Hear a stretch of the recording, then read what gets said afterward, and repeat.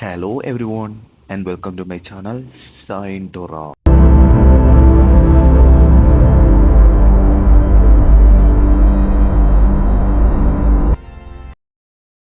നിങ്ങൾ എപ്പോഴെങ്കിലും നിങ്ങളുടെ വീട്ടുകാരെ ഗ്രോസറീസ് മേടിക്കാനായിട്ട് സഹായിച്ചിട്ടുണ്ടോ?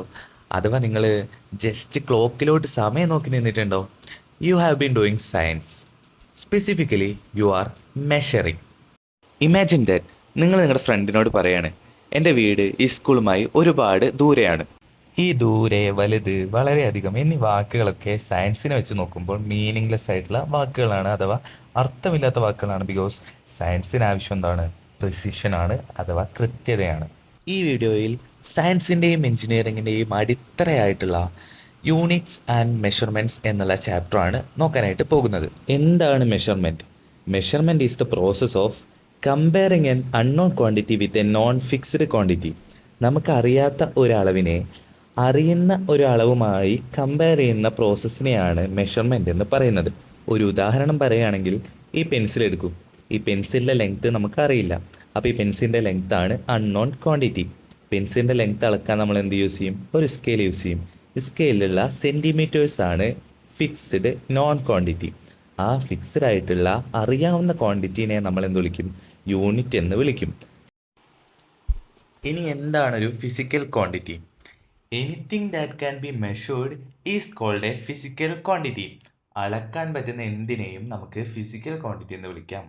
നമുക്ക് അളക്കാൻ പറ്റുന്ന 7 ഫണ്ടമെൻ്റൽ ഫിസിക്കൽ ക്വാണ്ടിറ്റീസ് ആണ് ഉള്ളത്. എന്തൊക്കെയാണവ? Length, mass, time, electric current, thermodynamic temperature, amount of substance and luminous intensity. ഈ 7 ഫിസിക്കൽ ക്വാണ്ടിറ്റീസും വളരെ സിമ്പിളായിട്ട് ഓർത്തിരിക്കാൻ പറ്റുന്നവയാണ്. ആദ്യത്തെ ഫിസിക്കൽ ക്വാണ്ടിറ്റി നമ്മളിവിടെ പറയുന്നതാണ് ലെങ്ത്. ലെങ്ത് എന്ന് വെച്ചാൽ എല്ലാവർക്കും അറിയാം, ഏതെങ്കിലും 2 പോയിന്റ് തമ്മിലുള്ള അകലത്തെയാണ് സൂചിപ്പിക്കുന്നത്. രണ്ടാമത്തെ ഫിസിക്കൽ ക്വാണ്ടിറ്റി എന്താണ്? Mass. The amount of matter an object contain. ഒരു ഒബ്ജക്റ്റ്, ഒരു വസ്തുവിൽ അടങ്ങിയിരിക്കുന്ന മാറ്ററിൻ്റെ അളവിനെ എന്ത് നമ്മൾ വിളിക്കുന്നു? മാസ് എന്ന് വിളിക്കുന്നു. ഇനി what is time? The duration of N event or period. ഏതെങ്കിലും ഒരു ഈവൻറ്റ് നടക്കുന്ന ആ ഒരു ഡ്യൂറേഷനെ നമ്മൾ സമയം എന്ന് വിളിക്കുന്നു. What is electric current? ഇതും നിങ്ങൾക്കറിയാവുന്ന സാധനമാണ്. The flow of electric charge. Electric ചാർജിൻ്റെ ഫ്ലോനെ നമ്മൾ ഇലക്ട്രിക് കറണ്ട് എന്ന് വിളിക്കുന്നു. അടുത്തതാണ് ടെമ്പറേച്ചർ. ഒരു വസ്തുവിൻ്റെ ടെമ്പറേച്ചർ അളക്കുന്നതിലൂടെ ആ വസ്തു എത്രത്തോളം ചൂടേറിയതാണ്, എത്രത്തോളം തണുത്തതാണെന്ന് നമുക്ക് മനസ്സിലാവും. അടുത്തതാണ് എമൗണ്ട് ഓഫ് സബ്സ്റ്റൻസ്.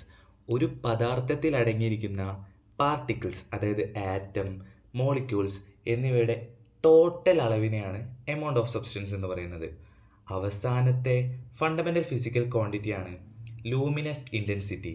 പ്രകാശത്തിനടങ്ങിയിരിക്കുന്ന ബ്രൈറ്റ്നസ് അളക്കുന്നതിനെയാണ് ലൂമിനസ് ഇൻറ്റൻസിറ്റി എന്ന് പറയുന്നത്.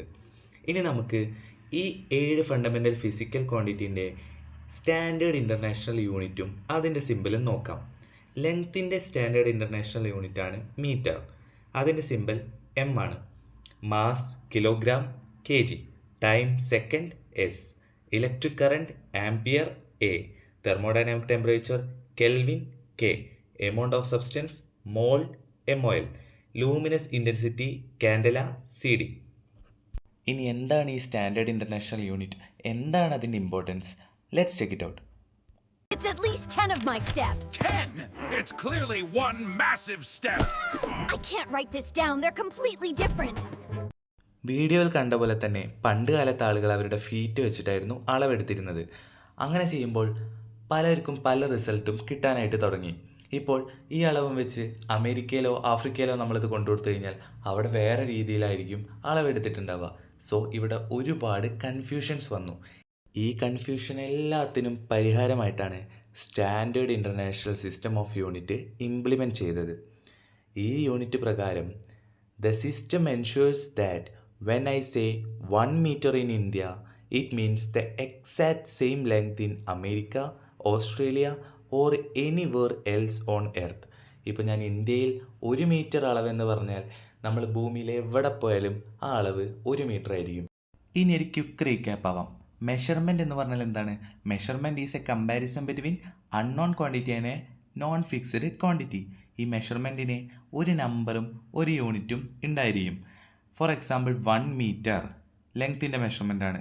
35 സെക്കൻഡ് ടൈമിൻ്റെ മെഷർമെൻ്റാണ്. 300 കെൽവിൻ ടെമ്പറേച്ചറിൻ്റെ മെഷർമെൻ്റാണ്. ഈ സെഷനിലെടുത്ത എല്ലാ ടോപ്പിക്സും നിങ്ങൾക്ക് കൃത്യമായി മനസ്സിലായെന്ന് ഞാൻ വിശ്വസിക്കുന്നു. അവസാനമായ ഒരു question, what is the unit of luminous intensity? അറിയാവുന്നവർ കമൻറ്റ് ചെയ്യൂ.